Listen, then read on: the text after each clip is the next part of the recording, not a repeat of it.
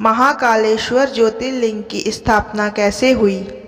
मध्य प्रदेश के उज्जैन शहर में स्थित श्री महाकालेश्वर ज्योतिर्लिंग देश का इकलौता दक्षिणमुखी ज्योतिर्लिंग है। यहाँ भगवान शिव भक्तों को कालों के काल महाकाल के रूप में दर्शन देते हैं। महाकाल मंदिर से जुड़ी कई प्राचीन परंपराएं और रहस्य हैं। कहा जाता है कि अवंतिकापुरी के राजा विक्रमादित्य बाबा महाकाल के भक्त थे और भगवान शिव के ही आशीष से उन्होंने करीब 132 सालों तक शासन किया। महाकालेश्वर मंदिर कितना प्राचीन है, इसकी सटीक जानकारी मिलना बेहद मुश्किल है, लेकिन सदियों से यह स्थान लोगों की आस्था का केंद्र है।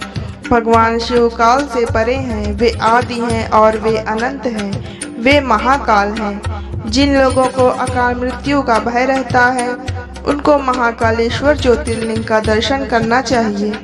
महाकाल की कृपा से अकाल मृत्यु भी टल जाती है। जिस पर महाकाल की कृपा हो जाए, उसका काल भी कुछ नहीं बिगाड़ सकता। उज्जैन का प्राचीन नाम उज्जैनी है और यही मौजूद है महाकाल वन। कहा जाता है कि इस वन में स्थित होने के कारण ही यह ज्योतिर्लिंग महाकाल कहलाया और आगे जाकर मंदिर को महाकाल मंदिर कहा जाने लगा।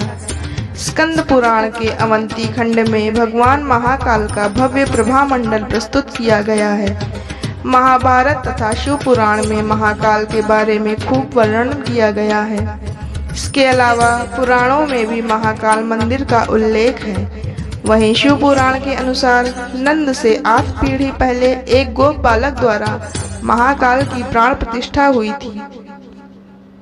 महाकालेश्वर ज्योतिर्लिंग की पौराणिक कथा। शिव पुराण की कथा के अनुसार उज्जैनी में चंद्रसेन नाम का राजा शासन करता था, जो शिव भक्त था। भगवान शिव के गणों में से एक मणिभद्र से उसकी मित्रता थी। एक दिन मणिभद्र ने राजा को एक अमूल्य चिंतामणि प्रदान की, जिसको धारण करने से चंद्रसेन का प्रभुत्व बढ़ने लगा। उसकी यश और कीर्ति दूर दूर तक फैलने लगी। दूसरे राज्यों के राजाओं में उस मणि को पाने की लालसा जाग उठी। कुछ राजाओं ने चंद्रसेन पर हमला कर दिया। राजा चंद्रसेन वहां से भागकर महाकाल की शरण में आ गए और उनकी तपस्या में लीन हो गए।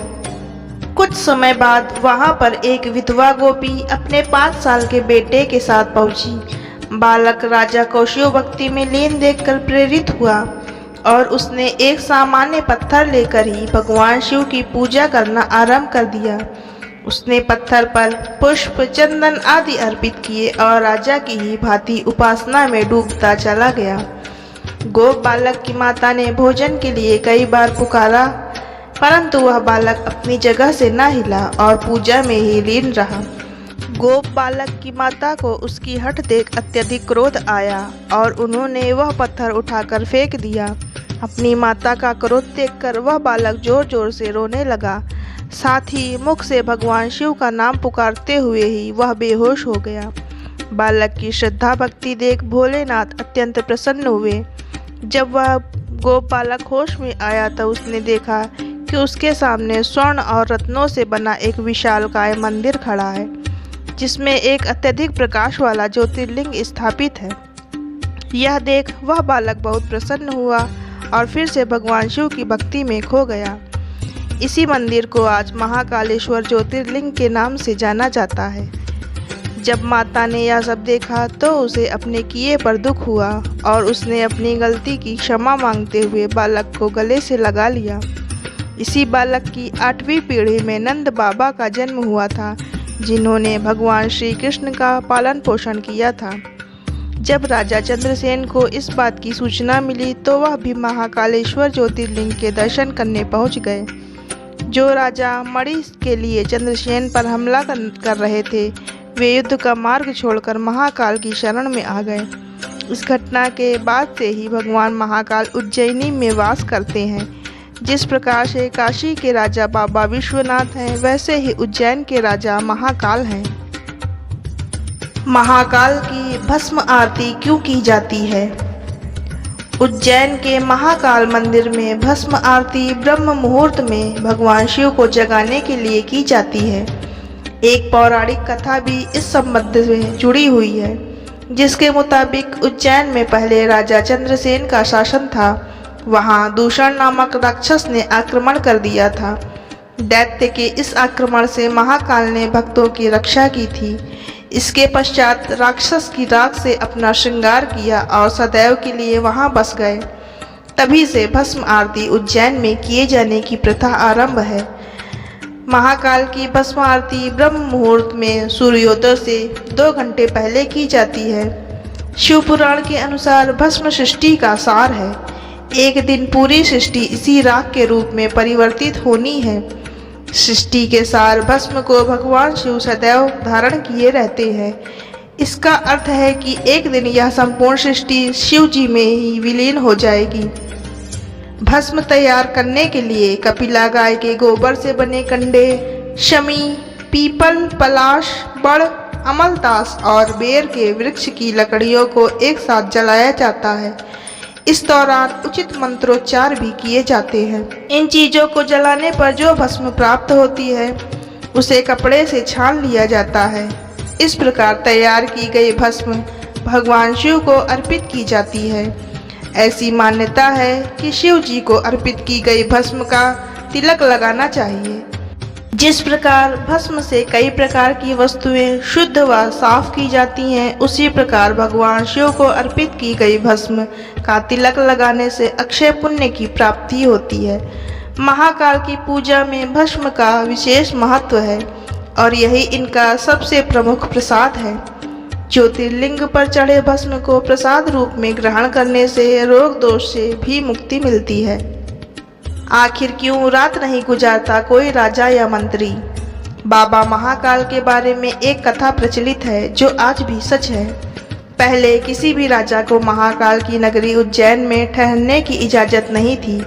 ऐसा इसलिए था क्योंकि कहा जाता है कि सदियों पहले कोई भी राजा एक रात यहाँ गुजार ले तो उसे अपना शासन गंवाना पड़ता था। इसी वजह से महाकाल की शरण में रहने के लिए सिंधिया राजघराने ने महल बनवाया था। कहा जाता है उज्जैन आने पर सिंधिया महाराज इसी महल में ठहरा करते थे। आज भी प्रधानमंत्री और मुख्यमंत्री रात के समय उज्जैन में नहीं रुकते हैं। यह कथा आज भी उस जमाने की तरह ही सच है। आज भी उज्जैन के राजा बाबा महाकाल ही हैं। समय की गणना का केंद्र है उज्जैन। उज्जैन को प्राचीन काल में अवंती कहते थे। प्राचीन काल में अवंती यानी उज्जैन विज्ञान और गणित का रिसर्च केंद्र हुआ करता था। कई महान गणितज्ञ जैसे भास्कराचार्य, ब्रह्मगुप्त और वराहमिहिर आदि खगोलविदों ने उज्जैन को अपने शोध का केंद्र बनाया हुआ था।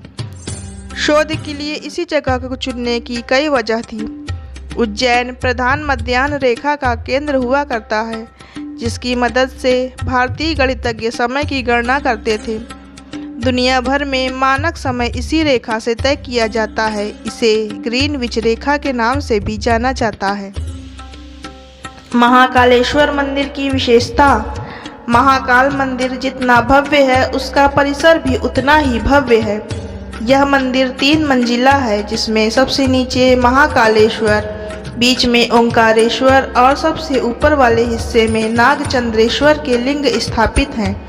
सबसे ऊपर वाले हिस्से का दर्शन ये तीर्थयात्री केवल नाग पंचमी पर ही कर सकते हैं। इस मंदिर परिसर में कोटि तीर्थ नाम का एक बहुत बड़ा कुंड भी है, जिसकी शैली सर्वतोभद्र बताई जाती है। इस कुंड का हिंदू धर्म में बहुत ज़्यादा महत्व माना जाता है, जिसमें स्नान करने से सभी पाप धुल जाते हैं।